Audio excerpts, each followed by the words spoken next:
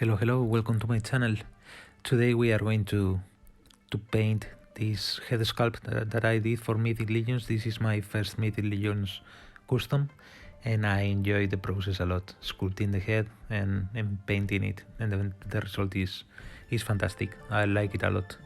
So the technique that I'm showing to you today, guys, is something that I believe I have done in the past in the channel, but I'm getting some powder out of some soft pastel sticks from the brand Rembrandt, and with this powder and some brushes we are going to apply them as if it was makeup. Okay, so good points of this technique is that the color blending is phenomenal and super easy to do. You will see in a couple of minutes you got such a great result, looking so professional and realistic.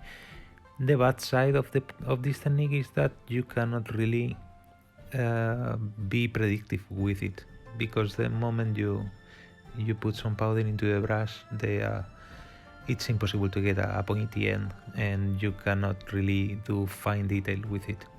But for animal fur, it's perfectly suited. Okay, I wouldn't paint an eye with it because you cannot do the pupil and so on. A human eye, let's say, because the eyes in this guy are painted with the same technique. But on a human face, I will not use it. I use this technique because it does not allow you to have enough precision, let's say. Okay, so the first step is to do the shadows, and this is my process, right? Some people does the highlights with this technique. I personally do the shadows, starting with a big brush in order to rough the big areas like the nose, the ears, the surroundings of the eyes, you will see, and then moving into a finer brush to do some fine detail between the hair strands as much as possible, because as I told you, it's not easy.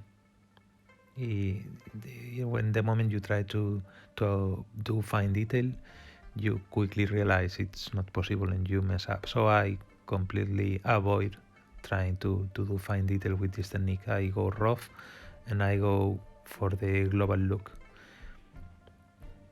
Once you have the shadows in place, I try to use a kind of reddish brown, because I've seen this animal, which English name I cannot remember, but has a color like a chipmunk. Okay, it's like reddish, brownish, something like that. And I tried to achieve the same result, but I was not getting the color that I wanted. So in the end, it is primarily brown with some red reflections in the fur. And well, you will see me doing or applying the powder all around the head. I'm sorry I'm not showing the work properly. I really need to improve my recording devices or the placement of the camera, but if I cannot hang it from my neck somehow and show the work in front of me, or maybe use a bigger tripod to record from the top, I'm not sure how I can improve it on a budget-friendly solution. I'm not sure. So any suggestion is welcome.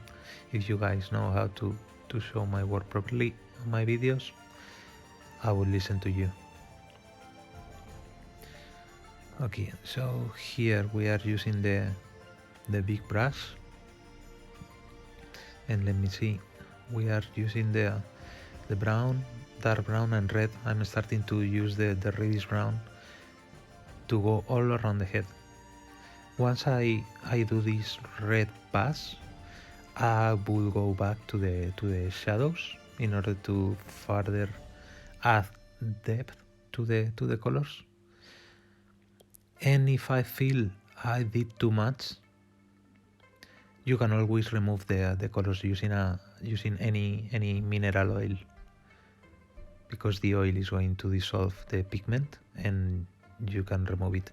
But at the same time, since we are applying the powders before baking the clay is still soft, and the oils soften the clay and destroy your detail if you abuse the oils. So my suggestion is to always avoid using oil to remove the color and use it just as a last resource.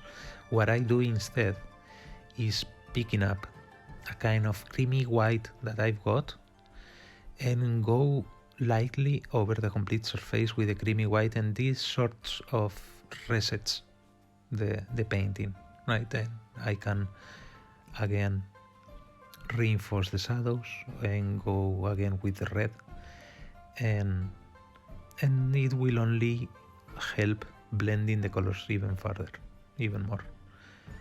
As you can see here, I'm quite liberated with the brush strokes. I'm all around, and that's the best. Oh, you can see there my body. Yeah. Okay, so that's the best property or the best characteristic of this technique is that it is super forgiving. You can literally go all around with the powder, and as long as you respect and the light areas or the highlight areas and do not apply too much shadow to them, you should be fine, because you can always rectify, apply more powder, get more blending, and blending is super easy. There is no skill required to blend the colors using this technique.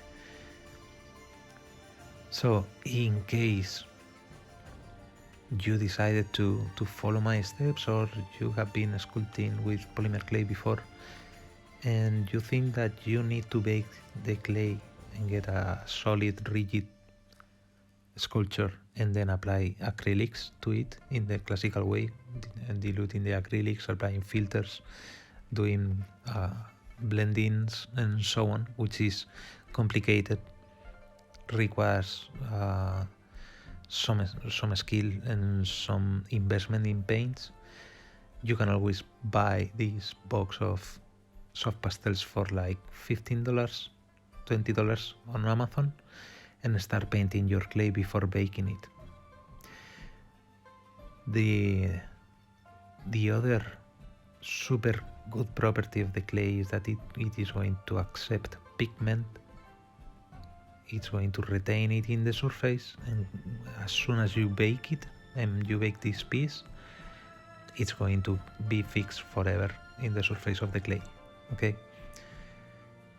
I still use brown as a base for my clay color, because in case you get any, if the sculpture falls to the ground, you drop it, you scratch it with in any circumstance, what is behind the powder or the pigmented surface is brown, so it's going to avoid making the scratch super obvious to the eye, and it's going to blend with the rest of the colors.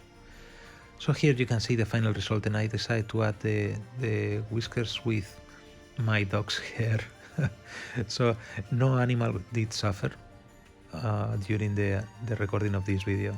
This is the hair that he leaves all around in my bed, sofa, and I was not sure about them, but I think they adds a lot of realism. So I hope you like it, and see you on my next video.